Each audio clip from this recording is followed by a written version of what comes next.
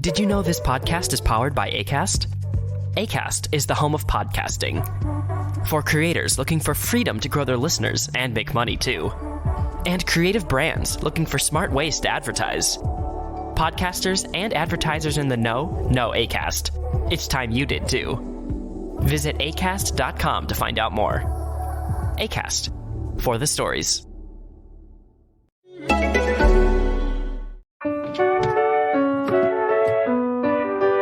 Okay. We're recording. Oh. Invite Verity Simmons. Verity Simmons entered the waiting room. Hi. Hello? Oh, hang on. There we go. Now I'm calling using... Can you hear me now? Yeah. Yeah. I can Internet hear you now. audio now. There we are. Good. How are you? All right. Yeah. Good. Thanks. Do you know what? I'm looking... I've got windburn again today. Look at that. Oh, yeah. Yeah. Was that from our afternoon in the sun? I reckon it was. Yeah. Yeah. How nice was that? Definitely caught a bit of that, didn't we? Yeah. It's good, wasn't it? Yeah. We're recording already, right? Yeah. Yeah. Yeah. I started recording and I started recording and Rob didn't realise and came upstairs and he's doing his exercises, had his exercise band on the door and was making some huffing and puffing noises. So I tried to explain that he would be on it, but he's still making the noises. I think he's given himself a hernia. The old TRX, is it? Yeah. Oh, Rob, stop acting up. That's not nice. He's That's not acting nice. up now. Well, I just thought I'd explain to the listener. We did an interview in your garden the other day, didn't we? Yeah. It was really nice. It was lovely. The sun was out. It was a really lovely guest, wasn't it? For a few weeks' time. And we've got 2 more in your garden this week that we're doing. we have. God, I hope the sun stays out. Hope so. Yeah. Yeah, it's great. I'll be commuting up and down to Leighton. How is that commute? It's like having a new job. It's all right. It's that bit where, you go back down to the Blackwall Tunnel. That's often not very good, is it? That sort of late afternoon. Not good at all. No, I used to do that a lot when I used to teach up in Chigwell. Oh, God, of course you did. A lot of that journey. But, yeah. Oh, it's all the memories coming flooding back. Well, should we get on with the show? All we're doing is talking about roads at the moment. That's right. So, yeah. Major A roads, arterial roads into London. We should tell them who we are. These people with such exciting conversation. Who are these people? Well, the show is called 3 in a Bar. And let me introduce myself. My name's Seb Philpott. I'm a trumpet player. Yeah. I don't know why I'm telling you to reassure you. Yes, you are. Yeah, well done. Yeah, thanks. And what's your name? My name's Verity Simmons and I'm a cellist. Yeah. Yeah. That's right. You might have listened to us before. Maybe you haven't. But welcome along, if not. And is this good? Is this good, what we're doing? Are you questioning the whole format, Seb, or are you just questioning this conversation? Is it good what we're doing? I don't know. But we've stuck with it for a year now, so let's keep going. Well, we chat to different musical guests each week. Yeah. All kinds of people. This week, we've got a band. We have. And actually, usually there's 3 in a bar. We've actually got 4 in a bar this time. First time we've attempted guests. this. Yeah. It is, isn't it? The first time we've had 2 guests. It is, via Zoom. Well, we've got the band, the Unthanks. Way. Well, 2 of them. 2 of them. 2 cracking members. We've got Rachel Unthank and we have got Adrian McNally. Yeah. Hooray. They joined us over Zoom because they live not in London. No. We're trying to do them in person now. Now we're kind of allowed. But, yeah. I think they're a bit far north. Northumberland might have been a bit of a slog, I think, to get up. Yeah. Well, I found on their website they've got a bluffer's guide to the Unthanks. Yes. So I'll just read out a bit of that. Unthank is the real surname of sisters Rachel and Becky Unthank.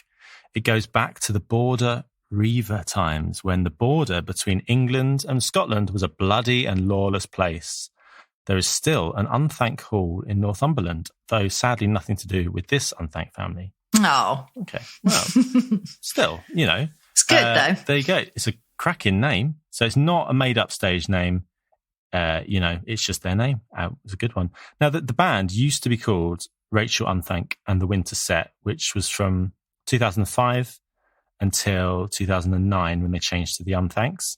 In 2005, their debut album, Cruel Sister, got Mojo Folk Album of the Year. Yes. And then in 2007, the Bairns got nominated for the Mercury Music Prize. Brilliant. Great. It is great. That is great. We can all agree.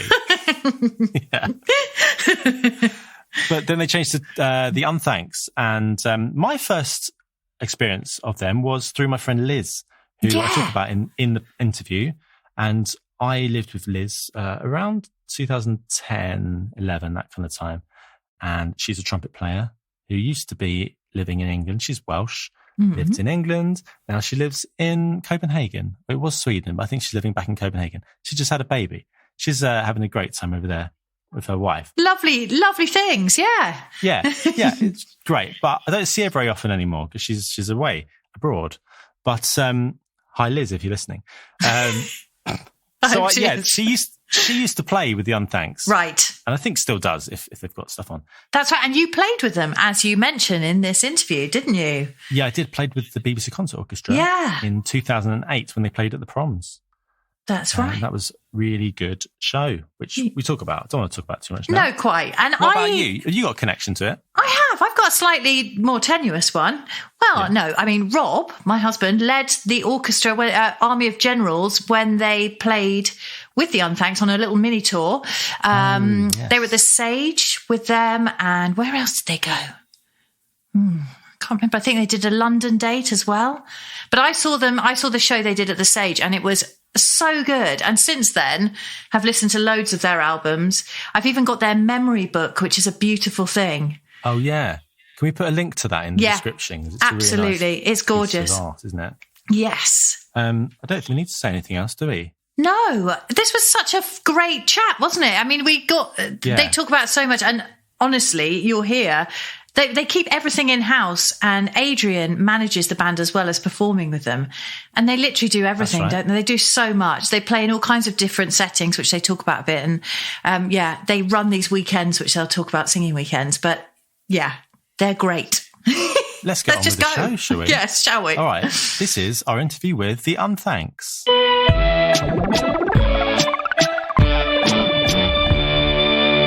We've met before. I thought you looked familiar. I don't know if you remember. I'm friends with Liz Jones. I played in the Proms in 2018. And it was one of my career highlights because I was meant to be playing like bumper trumpet or something in the orchestra, the concert orchestra. And then the trumpet player, Kate Moore, went ill. So I sat up and played first trumpet. Oh, wow. And Liz Jones, my mate, was out the front playing. And we used to live together. We were really good mates. So we used to do duets in the kitchen when we didn't have any work. And it was a really great moment to play at the Proms and do Mount in the Air together. So a great moment for you, Seb. And were you proud of Liz too? Oh, I was so proud. She was so brilliant as well and so self-assured. And I mean, she's such an amazing musician. She is, but she's not always been self-assured. And that's true. I know Liz pretty well. I mean, I haven't seen her for a few years because she's moved away to Copenhagen now, but no, she's not always been that self-assured, but she was in that moment, which is brilliant. Yeah, absolutely. That's been the most exciting development for me, for Lizzie. She's always been outstanding musically, but to see her confidence grow with us, I'm so pleased for her. Well, thank you for being part of it. Thank you so much. We were so excited. We've played with orchestras before, and but we'd never obviously played at the Proms before, and it was so exciting. Like, it's kind of, as a folk singer, when we first started out, it wasn't really something that I thought we would ever do, and actually, because we'd played there once at the Folk Awards as well, so we had played there before, and we played with an orchestra. So usually we would be so scared that it would almost ruin it, but because I think we'd done those two things before, we kind of knew we could do it if we kept our nerve, and so it was just so exciting. And of course, Becky, who sings with us, and Neofa, who's our fiddle player and also sings with us, were both very pregnant as well. So that's right. it was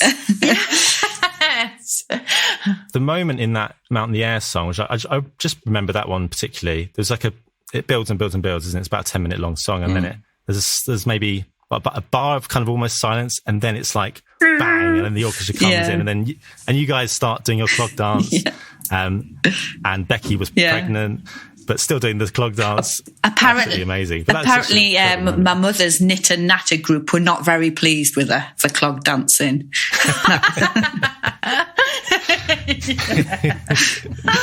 But she said she did a low energy version. It's great. We owe a lot to Mount the Air in a lot of ways. It's just a great facilitator to be able to, if we're playing a festival, for instance, to finish a set off, it's a real roof raiser, and it's a great asset to have. Yeah, I think that was one of the first ones that I heard, because the first time I ever heard your music was when you were playing with the Army of Generals. I heard the recording from, I think it was at the Sage, and so Mount the Air, and also Gan to the Kai, which is just truly stunning, and it works so well with that huge orchestration. Thank you. Do you find it still feel a real thrill from playing with an orchestra? Is that an exciting thing even now? Yeah, it certainly is. I think like Adrian, you're in the midst of it, and actually Adrian writes the scores as well, even though he can't actually read music. But for me and Becky, we kind of, we're standing at the front, and it's kind of, we're surrounded by it, and it's just so exciting to be like a part of that rich, powerful sound. Love that point in Mount the Air when there's a break and it comes in, it feels like you could fly or something. I really enjoy it. And who would have thought that we'd ever get to clog dance with an orchestra as well? Again, that's awesome. There should be so much more clog dancing with orchestras. I've always said it. That's awesome. It's been a long journey, really. We first started using sort of quasi orchestral arrangements back when it was the winter set, and we had this traditional piece of music called Felton Lonin, which I wrote a string quartet arrangement for the night. Or rather during the night on which the 4 players from the Northern Sinfonia were coming into the studio the following day to play. We were rather behind, it's something that we've utilised a lot since. And I think initially I wanted to use orchestral and classical musicians, partly because if that's the sort of musician you're using, they're unlikely to play a folk cliche, because perhaps they don't know what one is. And Rachel and Becky's vernacular as singers, in terms of their tradition, is so strong that it allows me to orchestrate in with all sorts of colours in a non-traditional way, and the music still sounds grounded in what they do, because their vernacular is so strong. So it almost feels better to counterpoint their vernacular than it is to contribute to it, and to provide something austere and glacial to set the music apart from them. So rather than accompaniment, I sort of consider it to be sort of like an altar discourse to their traditional unaccompanied singing. And the further away from their vernacular I can get, the more that is felt, hopefully. Well, you could really hear that with the contrast between it's Nifa, isn't it, who plays fiddle, plays the fiddle with you, and then when you're hearing the classical strings as well, it's a fantastic contrast, and it really sets the two apart, like you were just saying, and gives it two different flavours. It's fabulous. I love her fiddle playing it. I feel like it grounds us in a way. It's kind of an attempt to evoke the sort of scale and awe of Northumberland as well.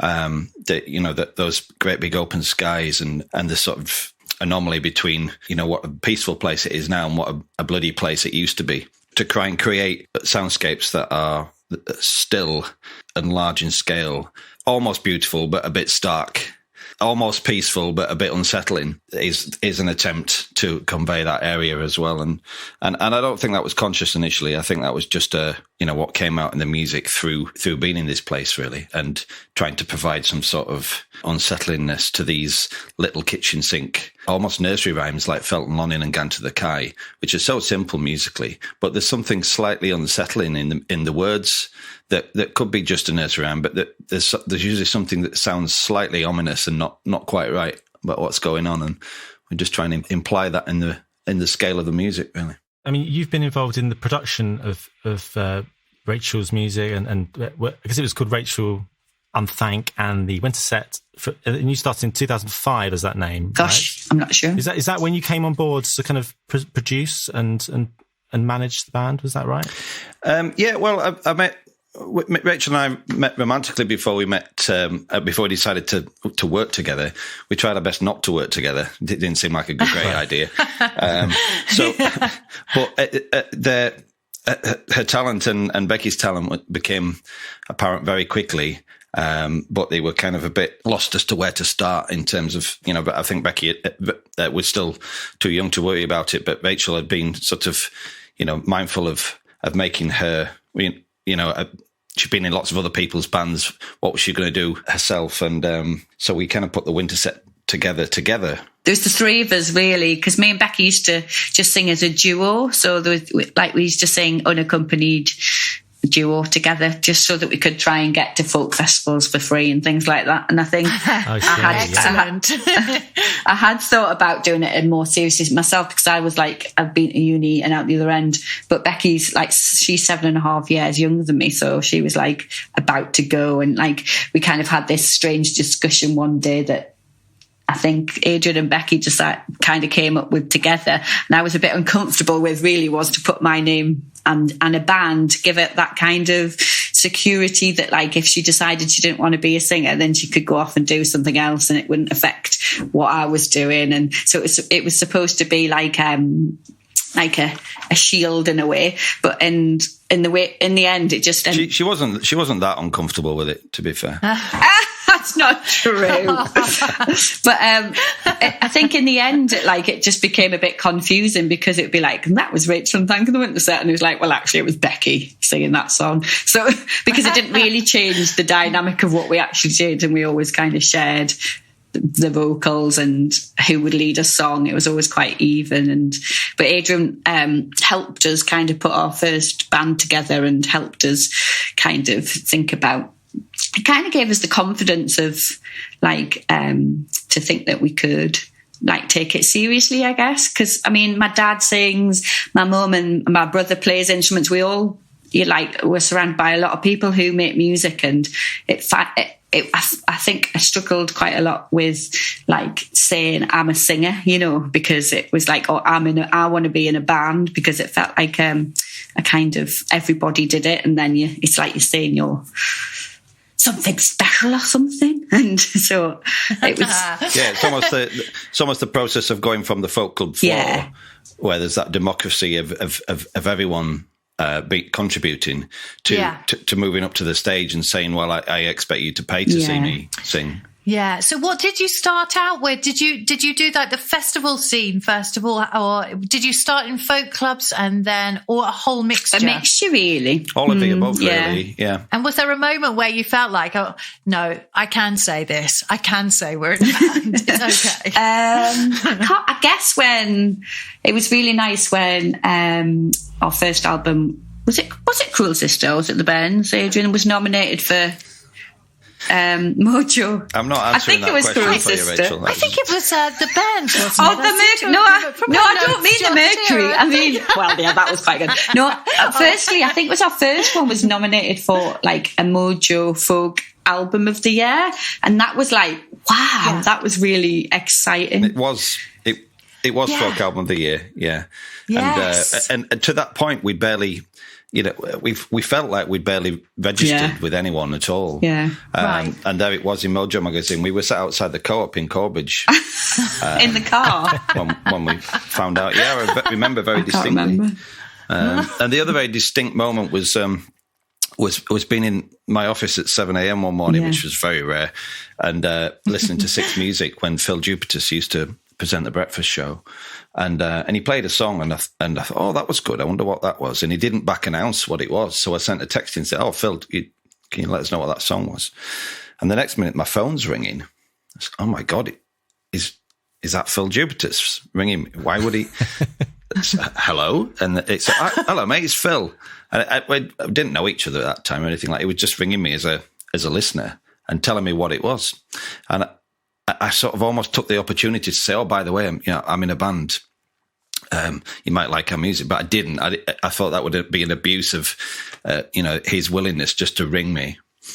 So I didn't say anything, but I sent him the album in the post and reminded him of our chat the day before. And he played Monday morning, the following Monday morning, and that was exciting. It almost feels like the rest is history in a way, particularly in terms of being taken seriously by the wider music world rather than just the folk circuit and what have you.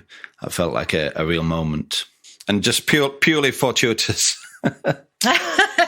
But isn't that always the case? I think everyone says that, it's just one little thing and then you're sent on this whole different adventure. And that's incredible that happened. All the publicists in the world couldn't have made that happen. Yeah. But I think the Mercury was definitely a big kind of, oh gosh, that was like, wow, that was really exciting. And like, it was really exciting, wasn't it? Did that then lead on to other things? Did you feel like from having that exposure that it just kind of gave you a little lift up to be able to do other things that maybe you wouldn't have thought you could before? I think so. I think just that like people would, if you've got that stamp, then people will give you a chance. So, more people are likely to give you a chance really, whether that be listening to your music or playing it on the radio or working with different people. I think, don't you think, Aid? Looking back? Well, yes and no, in that it certainly did help, but we kind of, we could have benefited from that more had we not, at that point, probably not decided to change our name at that point. Yeah, that's true. And almost start again. Yes. Up to that point, and I'll put the winter set together, I'll put it together without me on stage because I didn't have the confidence as a musician to think I could be that person. Well, we got fed up basically with him and told him he just had to get on with it because he used to me, him and Becky would talk about ideas and then we would get him to communicate it to our piano players. And we were like, in the end, we were like, can you just not do it? And he's like, no, I'm not good enough. And we're like, yeah, you are. Just do it. I didn't do my practice as a kid. What was that first gig like, Adrian? And so from wow. Well, that is a story. That's quite a story because it wasn't meant to be when it actually happened. We went to America.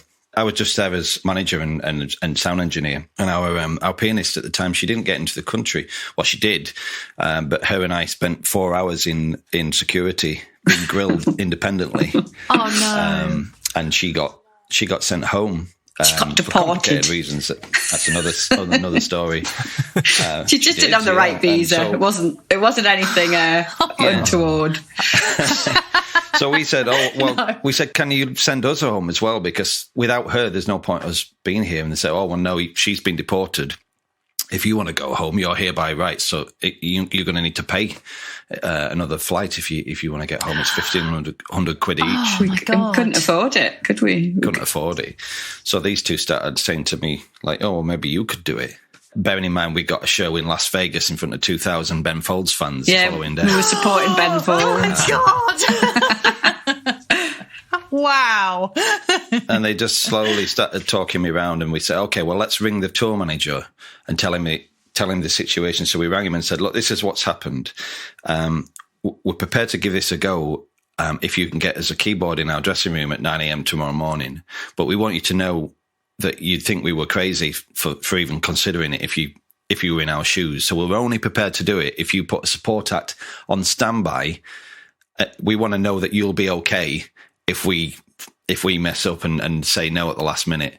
And he was just like, oh no, I've got a good feeling about you guys. It's going to be fine. Don't worry. Hey, I've got a good feeling about you guys. You're going to be fine. That sounds like too much work. We were like, no, we might not be. So we had to do it. So if if my lack of practice as a kid could have come back and haunt me as an adult, then being in front of 2,000 Ben Folds fans with him, one of the greatest pianists in the world, stood in the wings laughing at me. It's making my palms sweat thinking about this. We had fun though, didn't we? And then it was a good tour. We did.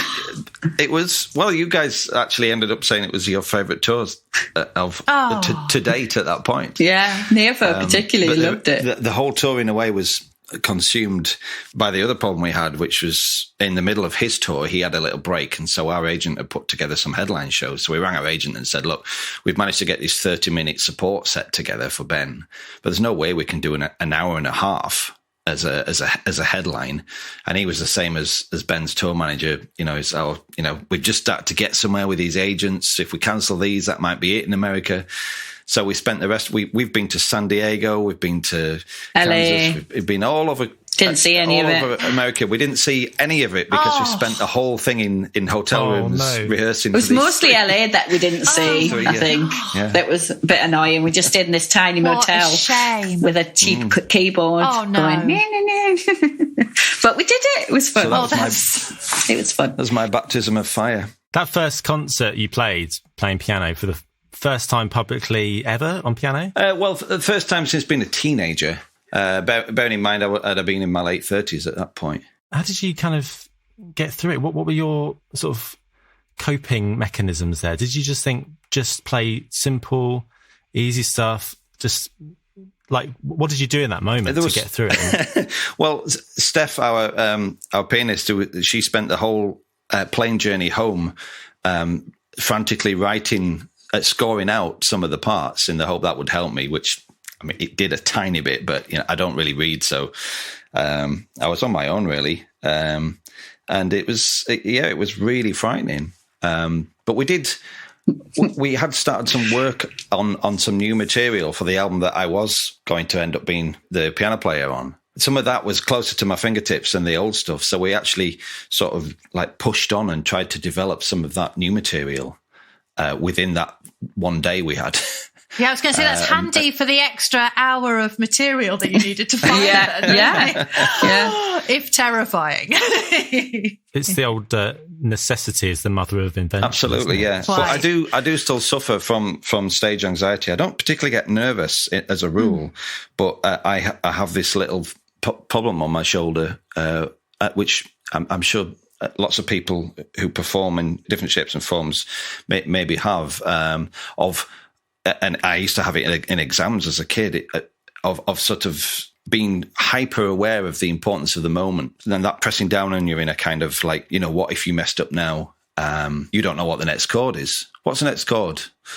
Because you've done it so many times before, you don't actually know what the next chord is. It's just, that's one of the problems of not reading.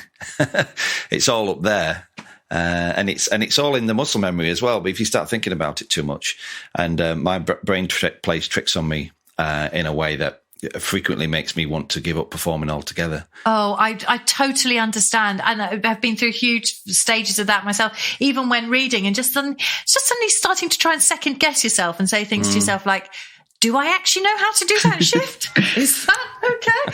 It's just one of those cruel things in performance, isn't it? And I was actually really interested to find out, because you do so many different, perform in so many different places and in different sizes, from very tiny clubs to huge venues. If there are anything these days that unnerves you, or whether you kind of feel equally confident in each setting. Well, I think, Adrian's already said he is nervous in all of them. And I think, I'm quite different from Adrian, is that I am a more of a live in the moment person. And I do forget my words as well. I do understand that. But I rise to an occasion. That's my personality. That, like Adrian always says, is worried about me in rehearsals because he doesn't think I'm doing very well. But once I get on the stage, for some reason it all falls into place. But I think I get most nervous. Sometimes it's more nerve-wracking in a really small room when you can see the whites of everybody's eyes, and it depends who's if you want your friends and family to like what you've done, that's sometimes more nerve-wracking. And I think being, I can't even, do you know what? I can't remember it's been that long since I've been on the stage. Yeah.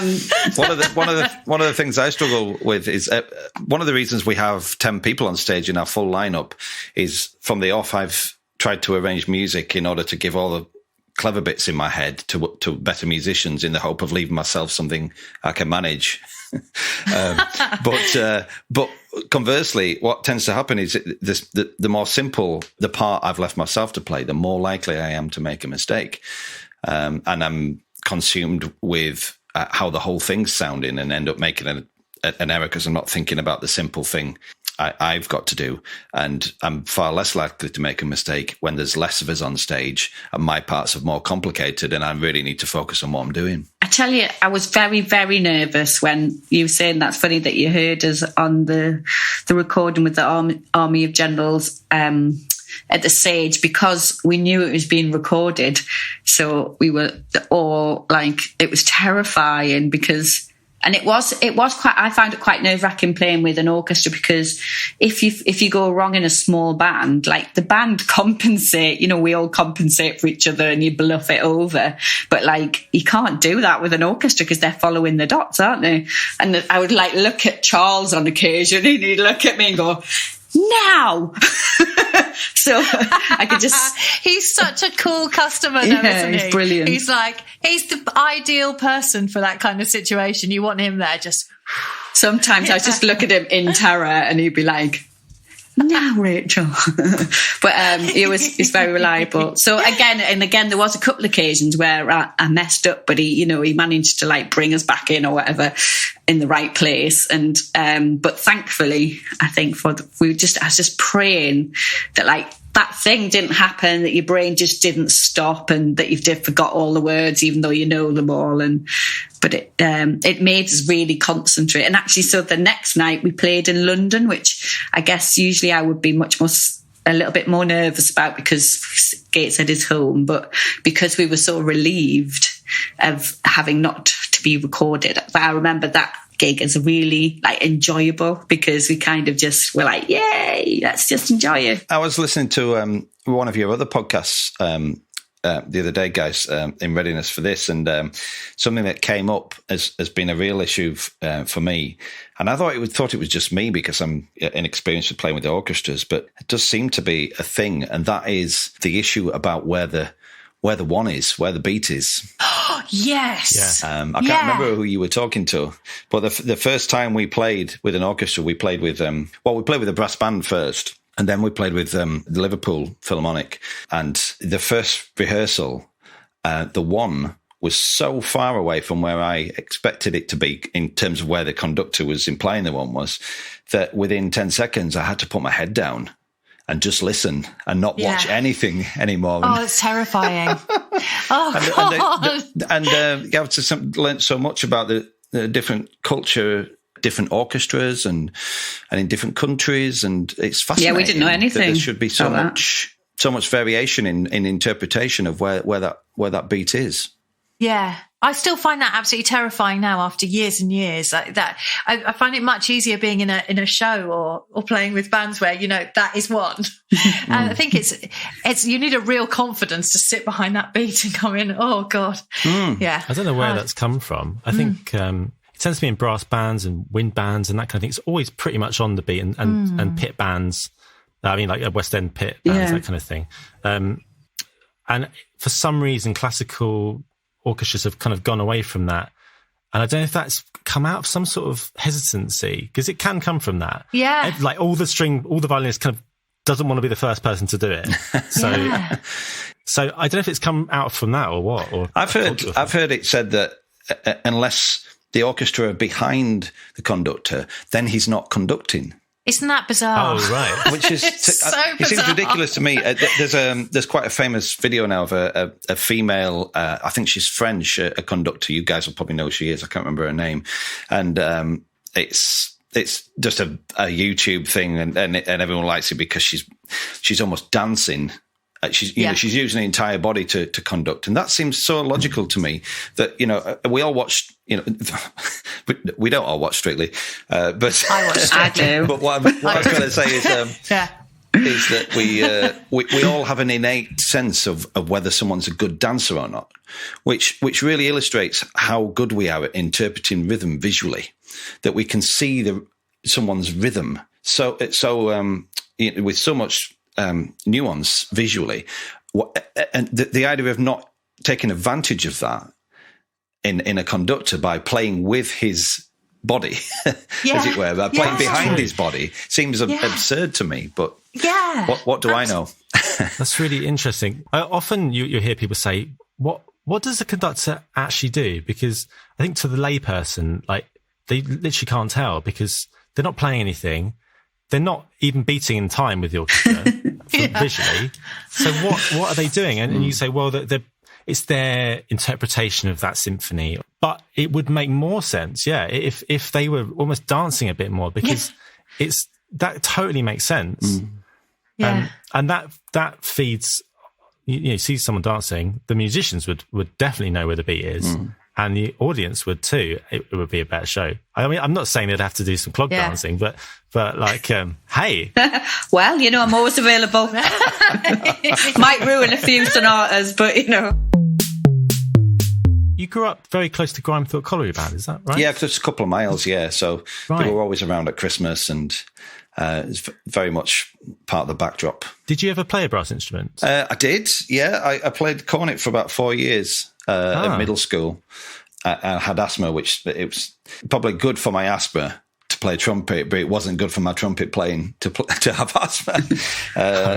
It's possibly my only regret in life is stopping playing. Who taught you? Was it someone in a band or just whoever came into school? Yeah, he probably was in a brass band, I expect. Yeah. I don't think your parents were that keen either, were they? It's the only instrument I wasn't encouraged on. And Rachel, I'm sure I've seen pictures of you playing the cello. Oh, me? Is that right? Oh, gosh, yeah, probably, yeah. Ian, can I just show you why I know that? Because look what I've got here. Oh, no. Nobody can hear this, obviously. This is great visual thing for a podcast. But your amazing memory book, your merchandise is tremendous. I love it. So the cello. Yeah. Do you still play? Occasionally, but again, I just learned at school, and my cello teacher actually discovered that I was into folk music because he wrote a book for kids to learn to play cello. He was writing one with folk tunes in, and I remember him bringing them, and he was getting me to play them, and I was going, they don't go like that. And he was like, what do you mean? And I'm like, they don't go like that. I have to be able to clog dance that tune. It's supposed to. So the way he'd written them, and he must have found them in a book, it was with an even beat. So it was like da da da da da da da da, and it doesn't. It goes da da da da da da da da da da. So I was like, so I managed to convince him that I was right. I mean, I was only like a kid, and he had to go back around Gateshead and reteach everybody how to play them correctly, but but from that we kind of made this little bond, and he just let me play folk music on my cello, and so he let me play those tunes, and he helped me arrange to play to sing, and I think he probably just liked doing something different for a change. So, but because of that, I didn't actually play a lot of classical music, so I only got up to about grade 4 or something. I never really learned how to do vibrato or anything like that, but I did have. I don't know that I ever really have either. Sure. But it hasn't stopped me. But the cello playing on the first 2 Winterset records is Rachel.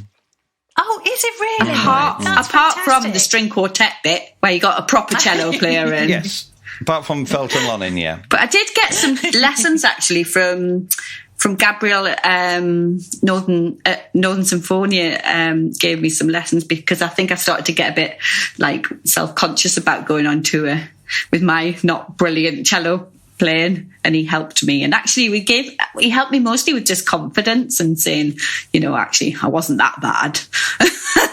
So, but you're a proper cello player. I was kind of relieved in a way in the end when I could just stand up and sing, and I didn't have the responsibility anymore of playing in tune. That's so funny. I feel like the total opposite, even to the extent that when Seb told me I had to sing on the theme tune for this podcast, it literally sent me into a sort of nosedive of stress. But so I like hiding behind my cello. I love cellos, though. I really love the cello. It's beautiful, and I love hearing people who can play them properly play. I do love my cello. I like to make an orchestra sing. Oh, you do? Yes. Oh, yeah. I think we did that with Gan to the Kai at the Prom. Yeah. Right? I remember singing. Yes. Yeah. And the reticence and the unease it causes, it's hilarious. That's excellent. Which is a great 5 minutes for me, because I walk onto the stage with an orchestra, having written their music, and I'm the only one who can't read it. And so, the oboe player says, in bar 164, did you mean this or this? And it's like, I have no idea what bar 164 is, mate. Sorry. So to have that moment where we get them to sing and make them feel slightly out of their water is always enjoyable. Yeah, absolutely. I don't know why that. I don't know why. Why is that? Why is that? I don't know why. Tell us.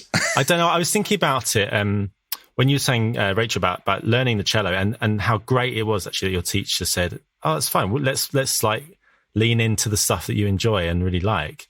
And they could have easily just said, "No, we're going to do the grade 1 stuff, and then maybe we'll do that later."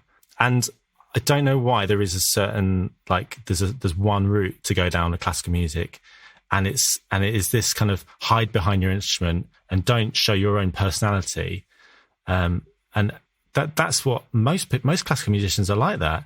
And ask them to improvise something or sing something, and a lot of the time people will not want to do it or get really nervous, and it won't be like making music, because that's not what making music is. They're not even making music. That classical music is sort of just interpreting music, really. Yeah.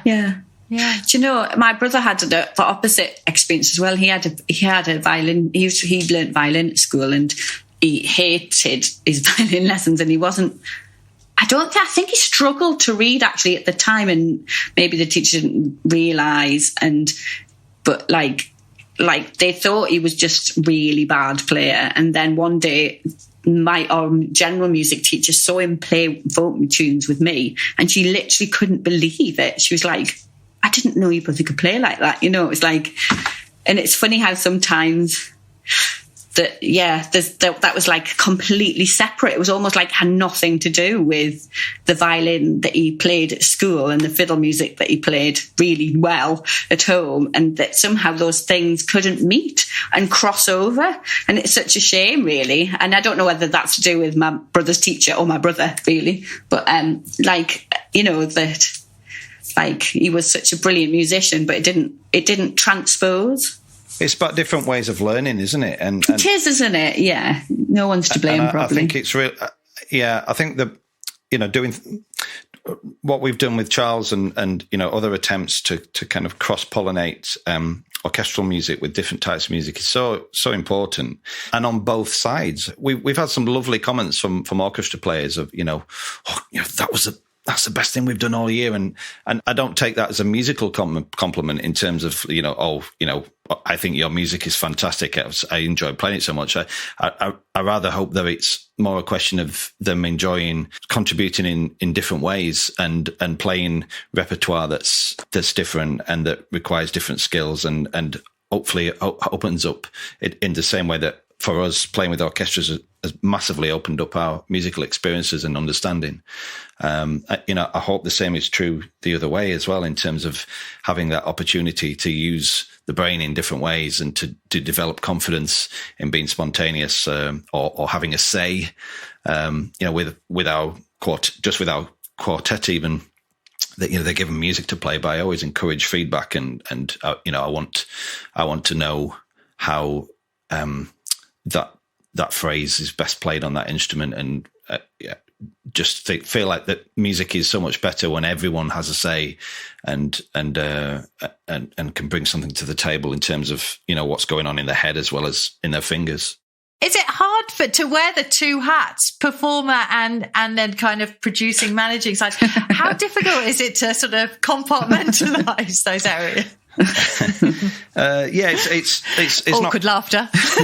Awkward laughter. I know. It's not great. I mean, it was great to start with in that because worn a lot of hats in the industry early on in my life, mostly unsuccessfully, but nevertheless, I got the experience. That when I met Rachel and Becky, that sort of came about at a time where the music industry was dying as we knew it, and we were entering into more of this world that we live in now, where you're expected to be able to do everything, and it's much more of a DIY cottage industry. And I had enough skills across the board to arrive into that at the right time, really. And I'm sure that was instrumental in a lot of our success initially. But as my creative and artistic role in things has grown, my management hasn't been cut back enough. So it's been at great cost on a personal level in lots of ways. I don't necessarily recommend it, but we have been fighting the tide of a dying industry, or at least a rapidly changing one, and we've managed to stay afloat. So as a band, I think that's been very helpful. It's not always been great for me. All for them. It took me a long time to realize that, I really don't like telling people what to do. And as a consequence, I'm not very good at it. I'm not a very good manager on a personal. You're doing all right. Don't worry. Yeah. On a people level. Sometimes you need a translator. You need good cops and bad cops, yeah. and we've managed over the years, but we still aspire to be managed and not to do it ourselves. We still aspire to delegate and to find. We had an operations director for the last 2 years. We had to let go as a result of lockdown, but we're still experimenting with ways of remaining independent, but employing from finding internal posts. Yeah, because I guess the fear is that then, because you're managing from internally, it means that you can have so much creative control over what you're choosing to do. And I guess that's a slight fear of bringing in somebody who it might affect. And I think we do have a really strong sense of like what we want to do and how we want to do it. And especially from you, Adrian. And I think it is difficult to delegate, not because you want to keep all of the control, but because, like, if you have to translate that to those ideas to somebody else and trust that they understand it the way you do, and also it's just expensive as well. But the biggest problem for me is particularly as someone who didn't do their practice as a kid, so I've still got lots to develop artistically. Hopefully 99% of my working time is still spent in a non-artistic way. So please, anyone who wants to manage us, please get in touch. Because I am definitely ready to become the artist I'm meant to be, and I've had enough, really have. I want to ask about the fact that you don't read music, Adrian. Has that actually been much of a barrier for you? Because it doesn't seem to have held you back, really, in terms of the scale that you're able to arrange for. But how do you get around that?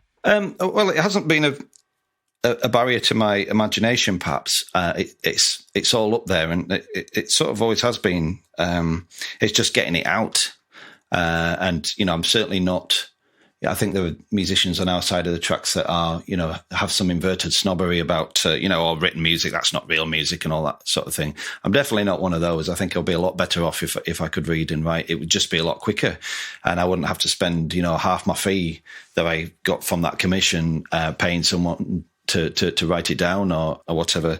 So I still aspire to learn, but we just have our ways. Sometimes we use software, and I play it all into a keyboard, and then I get an orchestrator to kind of make sure that the orchestra aren't going to laugh at it, dot the I's and cross the T's. Or sometimes our fiddle player, Neofa, she sits next to me, and I basically dictate the parts from piano. So this is a cello part for this 4 bars, and I'll play it out, and she writes it down. And I'd say, though, that's actually probably the most normal way of composing. I mean, if you forget the classical side of things, but most people in bands don't really read music. A lot of people. A lot of film composers compose with that sort of method, playing it in, and then they send it off to an orchestra, so they don't have to deal with the staves and writing things down properly. Right. So that's from what I gather from a sort of compositional side of thing. So that seems to work for everyone else. So I think it's... Thank you. That might help somewhat with my imposter syndrome. There you are. Thank you very much. But I was going to say as well, that it's like, so on the album you did with Brighouse, which is magnificent, by the way, there's a song, The King of Rome, the intricacy of the arrangement in that.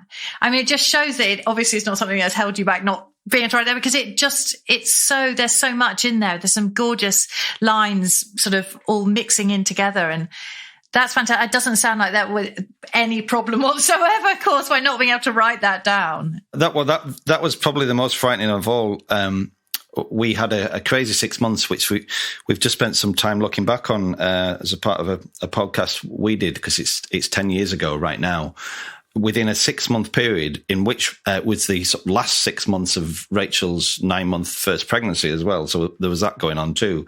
Wowzers. We made and premiered the content of 4 records, 4 albums in 6 months. Oh my God. And toured one of them, premiered all 4 of them. We went to Australia during that time as well. But the first 4 months of George's life, our first child, first 4 months, first 4 weeks of his life was the 4 weeks prior to the premiere of the brass thing at Durham Cathedral. So I wrote the whole 90 minutes of scores in the first 4 weeks of his life, including King of Rome. And I think a lot of that comes down to that lack of time and just and having no option but to trust your first instinct. That's a hell of a deadline, isn't it? Yeah. A lot of it comes down to that. It's just it's having no option but to trust your first instinct. And with practically everything we've ever done, there's been that sort of level of pressure for one reason or another. I mean, that was one pressure. Like, I think, I at one point the band were worried I wouldn't actually make it through the gig. With concentration levels were not great, but we'd never, you'd never before you have a kid, you don't really think, oh well, I'll just give birth and then I'll get up on stage 4 weeks later and do a big concert, it'll be fine. But it's harder than that, parents, turns out. But hey, I was in hospital for at least a week, so you got a whole week of quiet. That's great arranging time, that is. Really. Well, I mean, the first 4 weeks of a child's life is pretty quiet, isn't it? It's for you. They sleep a lot.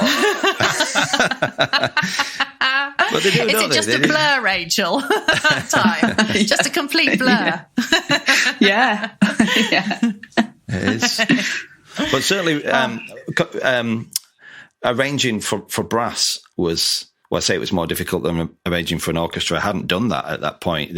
Until then, I'd only done the largest arrangement I'd done was for a string quartet. Then suddenly I got all these brass instruments, and having done both now, having done that and orchestral, I think brass is a lot harder because if you've got imagination and you're writing for an orchestra, you know what a flute sounds like, and you know what a cello sounds like, and a harp, and you can kind of imagine it all going on. But with a brass band, you've just got 20 different shades of the same thing going on. And there's so many bass instruments, and understanding how those bass instruments resonate with each other, from a timbre point of view, and what should go above and below what, was pure guesswork. And I feel very lucky not to have made a total cock of it, to be honest. I remember I've sort of opened up Sibelius and opened up an empty brass band score, and there's so many instruments, and they all kind of sound the same. So how do you choose? Oh, I'm going to stick that in the second tenor horn, or I'm going to put it in the euphonium or the baritone, or the flugel. How do you decide? And I guess you do just have to go. Well, my first instinct was just to do that, and see how that sounds. Because then you could come up with something really cool and original. But did you get much chance to workshop it with them before you performed? No, well, that's it, isn't it? With orchestras, you might get 2 rehearsals, 3 rehearsals if you're lucky. So by the time you've got a chance to hear it, it's far too late to do anything about it. The pressure's there. And walking into that, done. Thank you. Walking into that band room in Brighouse for the first time, that was pretty scary. Yeah, because it turns out they were all very sweet, but they were only sweet once they'd heard the music. They were pretty intimidating to start with. What's their band room like? Is it a very small kind of... There tend to be very tiny little rooms with like no reverb at all. That's right, yeah. Yeah, it sounds very different than in a concert hall. So you have to have some faith that it's going to blend a bit better than it sounds in the concert and in the rehearsal room. It's just like a little sort of pavilion type little wooden room. The brass band world is such a fascinating thing. I think because I'm from Essex, there's not really the brass band. Well, there's a few bands around there, but there's not many. There is a South End band. I did do a few. But I did do a few rehearsals when I was a kid, but yeah, there's no mines or mills really. Well, there are probably some mills actually, but yeah. So I didn't grow up through that tradition at all. But a lot of my colleagues, probably over 50% of the brass world, classical brass world or pop brass world, came through the brass bands tradition. And I've done quite a few competitions with Zone 1 Brass Band, which was formed in the Royal College of Music, of people that used to play in brass bands when they were kids, and they thought, well, let's form this brass band, and they're in the championship section, and we've played the Royal Albert Hall a few times, and it's really great fun. But the first time I did it, it was like, it's the weirdest thing ever doing a competition. I don't know if you've ever been. Have you been to those contests? Yeah, brass band contests, and it's so funny. Like we do it in a theatre. We do it in the Gordon Craig Theatre in Stevenage. That's the areas. And the judging panel are in a little tent, like in a box. They can't see who's playing. In theory, they don't know. Really? Yeah. And it's all about playing. Everyone plays the same piece. It's about a 15-minute long piece. Everyone plays it, 20 bands or so. And it's just about playing the right notes in the right place with a nice sound in tune, all that kind of thing. But if you play a wrong note, it's basically, that's over. Oh, my God. It's actually quite an unmusical thing. But it's really a bit interesting. like gymnastics, isn't it? Well, it is. It's very similar to that. It's that kind of thing. Yeah, I think that's partly why it's really important that something like Durham Brass Festival, which Commission does, exists now. That there are increasingly bodies there to create new music for brass bands and to hopefully change some of that culture from being just about competency on a musical level to something more artistic, and also just so that there's more money floating about in that world. The most extraordinary thing we came away with was that this world was essentially amateur in terms of the lack of funding and pay within that world, that it's predominantly just propped up by the goodwill of the people that play it, and finding that in some ways some of those players back in the day when they were minors and what have you, they in some ways had more freedom to play than the guys do now. Because if you were a minor, you had dispensation to play in the band. If the band had a booking, you got your shift off or whatever, and your job was to go and play in the band. Whereas now they've all got full-time jobs, and they can only go and do it in the holidays or somehow squeeze it into their working and family life. Finding that there was players coming from Gateshead to rehearse in Brighouse twice a week, not getting home till 2 a.m. and going to work the following day, and perhaps playing twice a weekend in concerts as well. The amount of pressure those guys are under, to keep that world going when there's so much funding for classical music and opera and what have you, is verging on scandalous, really. And of course, you have your weekend as well. Now that you run your phone. I'm so intrigued by these because you do everything, don't you, with these weekends? Cooking, walking, singing, obviously. Yeah, so people come to Northumberland, and it's just to sing, and the aim is you don't have, the premise is you don't have to think of yourself as a singer. And so we come and we sing together, and we sing in harmony. We teach harmony singing, but we also teach a lot of chorus songs so that we have a common repertoire, because on the Saturday we go for a walk on a Northumbrian beach and end up in a pub and have a singing session where we will we'll lead lots of songs that people can join in with, but then you'll find that people will know a song and they'll sing it, and people will listen to that, give space for that, or they'll join in. And but yes, Adrian just is the chef. He does the cooking, and the band do the chopping. Me and Becky make cakes and crumbles. My mother takes the breakfast order. She's quite strict, so you've got to get it right. And your dad makes the fire on a night sometimes, doesn't he? So we sing around a fire as well, and we eat a lot. We eat cheese. We sing. My dad and my stepdad Jim are very involved as well. They sing in a group together, sea shanties and local songs. So it's a bit. We usually do 7 a year, and it's a bit like hosting a New Year's Eve party every weekend of the winter, which we've discovered in its absence this year that we really miss. And Becky was saying, oh, I didn't really realise how miserable our winters were because I'm too distracted, like doing these things. And it's been a hard, long winter for lots of reasons, not just because of the lack of singing weekends, obviously, but it's lovely that people come and they've almost so people come back to the same weekend and they've become like a group within themselves socially.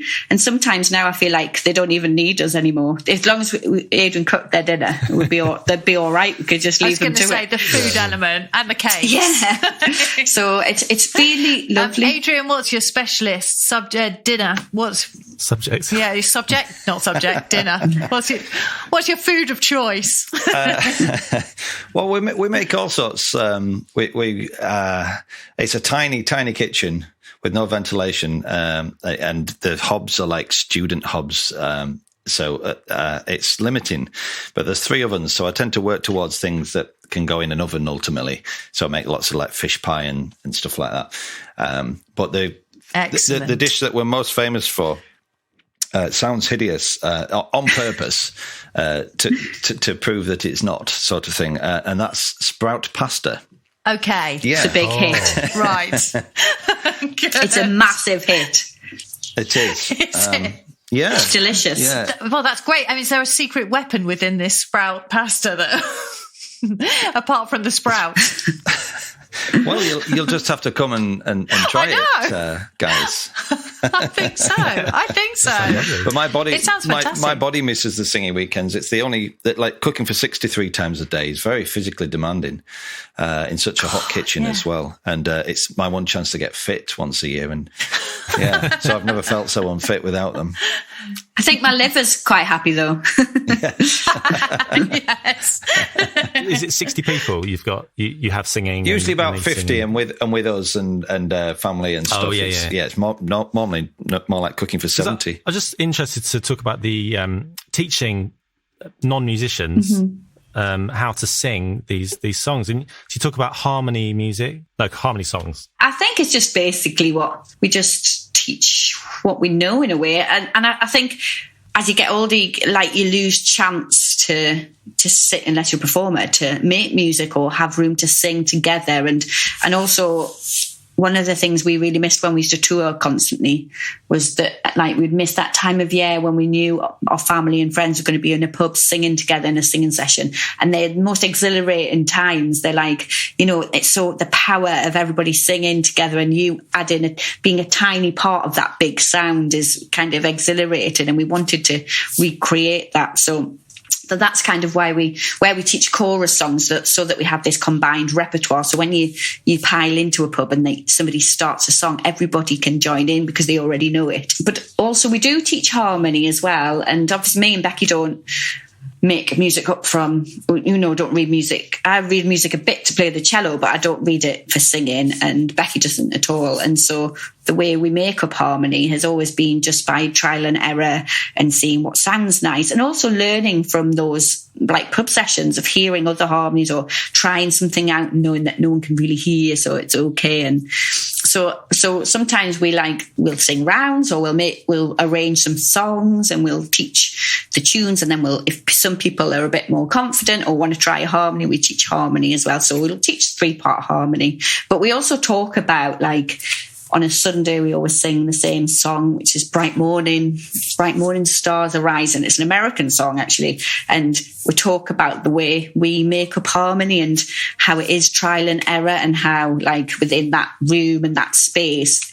to, like, just give it a go and to trust, and, you know, and don't worry about making it sounding not very nice. And, you know, we talk about, like, holding the starts of lines, or this could be a simple harmony, and talk a little bit about it, but really let people kind of have that one chance within, like, company that isn't going to judge them to have a go as well. And so that's really nice, because I think there's a real pleasure. Well, me and Becky find a real, and I think other people as well, obviously, find a real pleasure in singing harmony. Like, it makes you feel good, you know.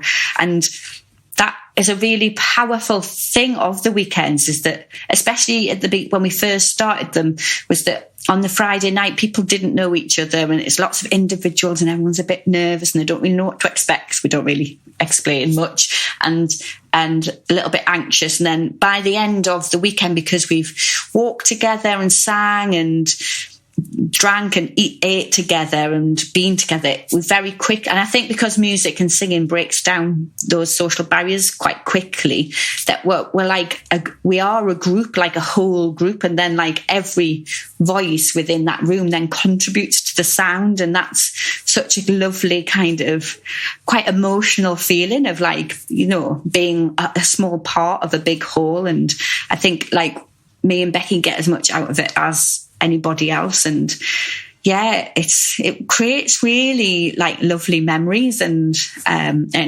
just a nice way to spend your winter weekends, really, for us. You know, we've really missed them, and we've met such nice people. Like, people say, oh, well, I bet you get some strange people coming. And I say, well, not really, because, like, but if you come to a weekend and you know you're going to have to sing and just be open, then I think it just creates, like, a like-minded, open-minded person who comes, and we just, it's really, really lovely. Yeah, it sounds magnificent. The soundbite, I suppose, is participation, not performance. Yeah. That's what it's about fundamentally. And from a band perspective, it's born out of the fact that, you know, the music industry is changing all the time, and people don't buy recorded music in the numbers that they used to anymore.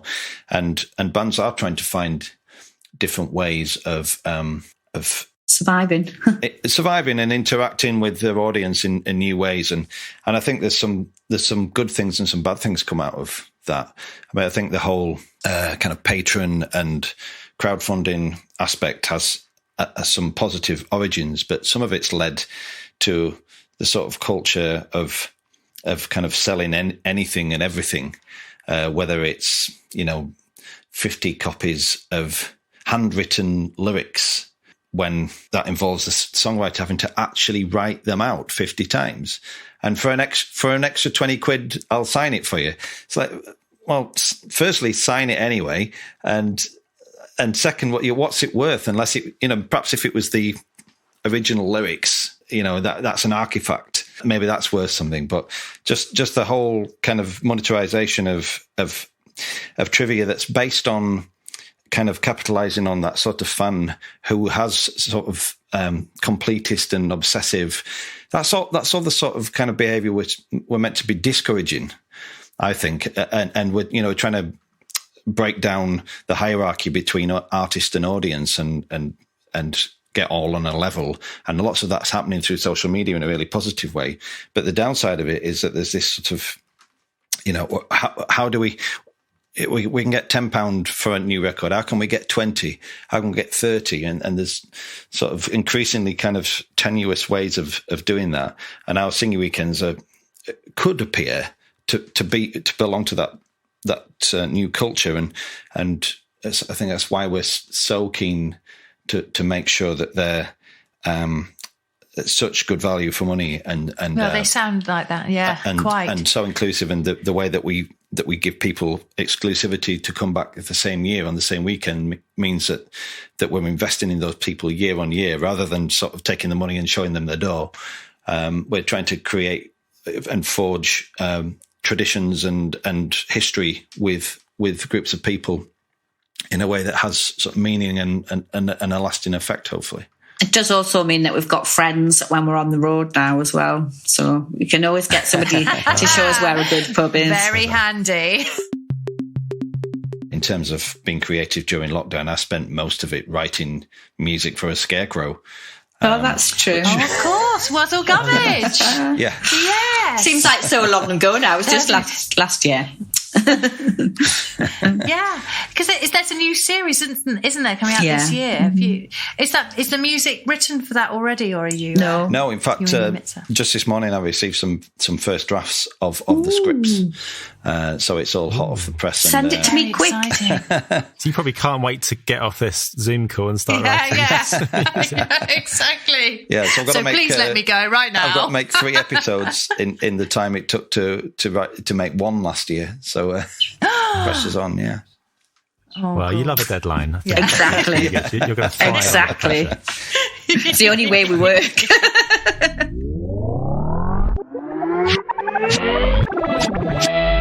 Oh, yeah. Thank you, guys. Brilliant. That was really nice chat, that. And if nothing else, we got some fantastic merch ideas, didn't we, after that? I mean, seriously, they have done it properly. This is what we need to emulate, Seb. Maybe we don't just need pencils with rubbers on that you can like stick on music stands. We need books. Handwritten transcripts of the podcast. Yes. There. How much did you say? 50 quid? And then if they want it signed, 100 quid. Yes, exactly. I think that's fine, isn't it? I was scribbling away while he was writing that. When he was saying that was so bad. He was telling us that stuff, yeah. Yeah, exactly. Or we could do weekenders. We could do some sort of weekend. I don't know what people would do. I like that. Go to the pub and chat. Well, you got your wine, haven't you? Yes. Could do a wine tasting weekender. Oh. Good idea. The pound signs are flashing up in my eyes. Well, if you're interested in that idea, then get in touch. Yeah. If that's a goer. Yeah. It'd be good. Well, speaking of paywalls and asking for money from people, well, we've got a Patreon. Nice. Nice segue. Basically, the Patreon, we've got bonus content. And with this episode, we've got an extra 25 minutes, I think. I think it's about 25 minutes. Yeah, that's chat right. with them. And all our guests, since about September or something. That's October, right. We started doing it pretty much around that sort of time. But also, you give us some money on the Patreon. It just helps support the show because it takes up time, obviously. It does. And, we do this for free otherwise, the show's free. But if you want to give us a little bit of cheds, then that really helps. Yeah, we'll happily take it. We sort of do a halfway house this week because we have got this extra bonus chat with the Unthanks. But we thought we'll just stick it out anyway. Yeah. so you can see, because actually it was a really great chat and there's so much of it that we wanted to put in the main show and it was just going to be too long. So what we're going to do later in the week, what day should we say? Thursday, Friday? I think let's go Thursday. So all you Patreons already signed up, well done. You can have it from Monday.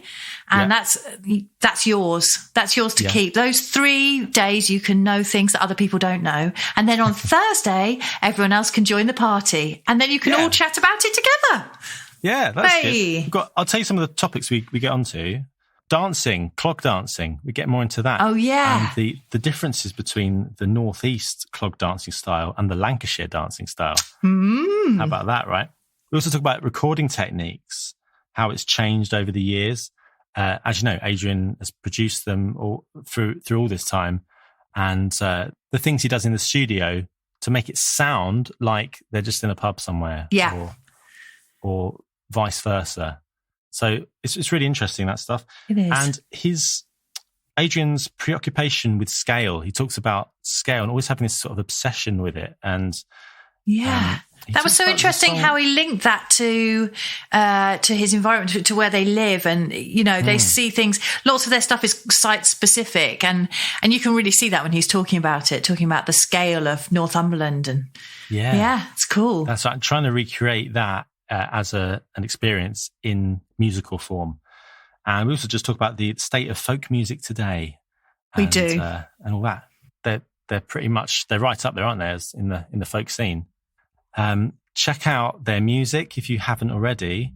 If you've managed to get this far and not not listened to any of the Unthanks records. There's so much stuff out there. They've done lots of different kinds of albums and live performances. Their most recent one is it's really small scale. It's just the 3 women's voices. I think we talked about it a little bit in the pod. It's just going stripped right back to the unaccompanied voices, and it's stunning. And then they've got some massive things as well, haven't they? Like with the Brighouse album.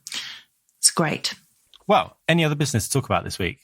Well, yeah, there is. There's something, and it's a very sad thing, actually, but I thought it was really important to put it in this podcast. A colleague of Rob's at Royal Ballet Sinfonia called Harry Penny, who is a delightful human being, his wife has sadly got stage 4 bowel cancer and has been through the most horrendous course of treatment for a long time, and has recently had terrible news to say that she has to go through more treatment and that it's very, very expensive. The NHS will no longer fund this treatment, and it's going to be £2,000 a month to basically extend her life. I mean, hopefully, she's still very, very positive that, maybe she can get better as well, which is brilliant. So the thing is, though, as I said, £2,000 a month is an awful lot of money. So they've set up a Just Giving page. And I wanted to ask you lovely people if you could spare any tiny amount of money for this incredible cause. They've done so well already. They've raised loads, but every penny is obviously so valuable. Let me give you the link. I'll also put it in the show notes. It's justgiving.com/crowdfunding/LEELLIE Spicer. So if you've got any extra money at all to spare, it'd be so gratefully received. Thank you. I'm just having a look on the website now. They're up to 49,000. That's amazing. 61. This is as of Sunday at 4:30 in the afternoon. That's totally brilliant. 50,000. And the target actually was 48,000. And they've hit almost 50,000. Yeah. Which really quickly. That is incredible in a really short amount of time. Yeah, totally. Please keep giving, because that is obviously they've set a target, but I guess every extra bit is just totally vital. Yeah. Thanks, guys. Eddie's lovely. Anyway, I've met her a few times, and so is Harry. Yeah. So that's hopefully this will work, or this will help in some way. I hope so, definitely. Wow. So, from there, what's coming up ahead this week for you, Seb? This week? Yes. Well, the first thing to mention is that I'm doing today the last shift of a part-time job that I've been doing. Oh, hooray!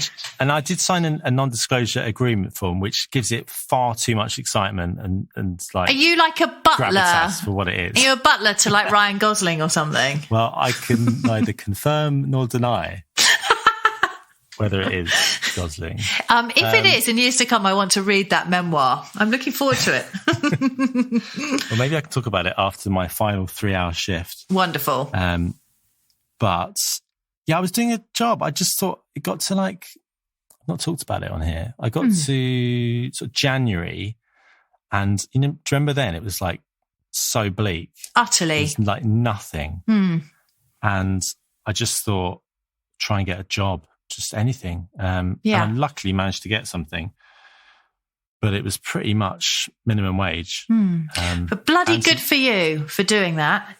Because, like you say, it was totally bleak, and you just can't sit around in that time, can you? Like, it's just terribly depressing to not be doing anything. So it's really good you went and did that. Yeah, but if you remember what I was doing at the time, I was also all day was renovating my house, and I was trying to do the podcast. Yes. As well. Yes. And that we had to take a couple of weeks off, didn't we? Because it was I just had no time, and I had no time to sleep. Hardly saw my little baby. It was a little bit quite tiring and exhausting. But things are definitely looking better now, aren't they? I've got things in the diary. The blooming pandemic is starting to go away, isn't it? Yes, let's say that. Yes, it is. It's good. Very I've been vaccinated good. partly. Yes. I'm feeling much better. So my job's finished, and now I'm just back to being a trumpet player. You know what? You look like you've got a happy, healthy glow about you now. I think it's been an excellent thing. You know what? It has been. I'm glad I did it. Yeah. Overall. Yeah. For perspective, I did earn a little bit of money. Yes. But it's a lot of effort gone into that. Yeah. But, I bet you value even more. Like, it makes you value what we do even more, doesn't it? So much. Yeah. We're so lucky, aren't we? So lucky. Yeah. Because like what we do, it literally does not feel like work. And like, we talked about that before probably. But it really is such a joy to play music with people and earn money like that. Absolutely. God, it's there's just there's no downside, is it? It's just like you make your music. Oh, and then you get paid. Oh, cool. Yeah. Yeah. So good. Obviously, it's a job. So if you listen to this and think, well, we don't need paying. We still need paying, like, obviously. Very much need paying. but still, oh, God, I'm just so excited for everything to get back going. Yeah. Yeah. So that's what I'm doing. I'm just going to be at home a bit more. Yeah. Doing some looking after my daughter, seeing my wife. Seeing you doing the podcast. Seeing my heading up to Leighton, yeah, that's it, yeah. Now, what about you, Verity? Well, what is like? Actually, do you know what? I'm really excited. On Tuesday evening, I'm going to go and see some pals of mine who've been away for a long time, who are coming both back to London for a while. Hooray! So that's going to be brilliant. Right. And I'm getting my cello out a bit next week, which is, for fear of sounding like a smug git, but I really haven't been, because my phone couldn't have been quieter this year.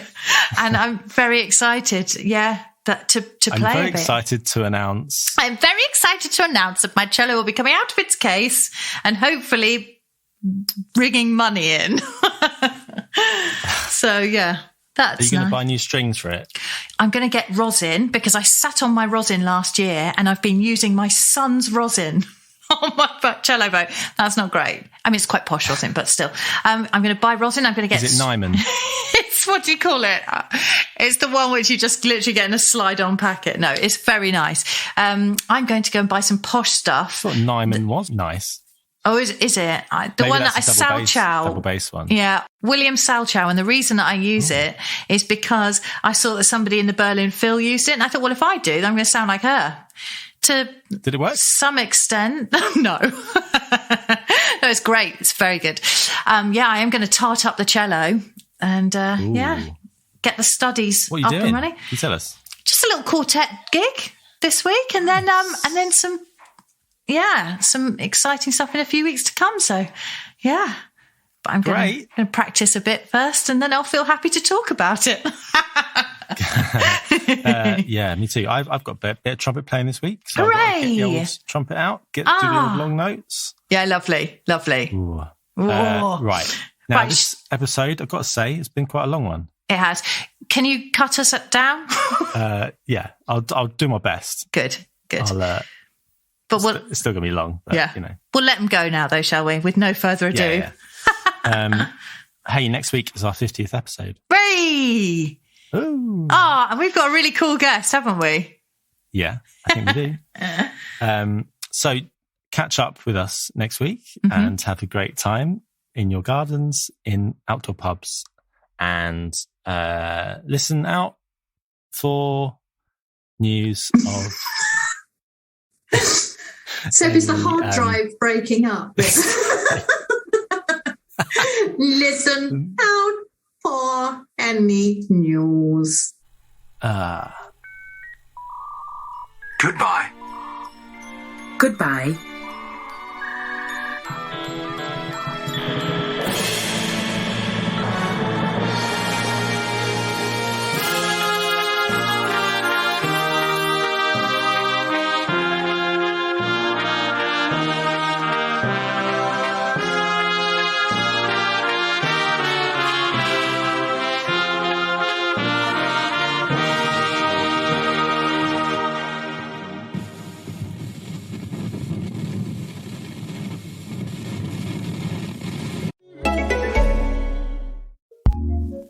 what's new in podcasting. Here's what we love, courtesy of Acast Recommends.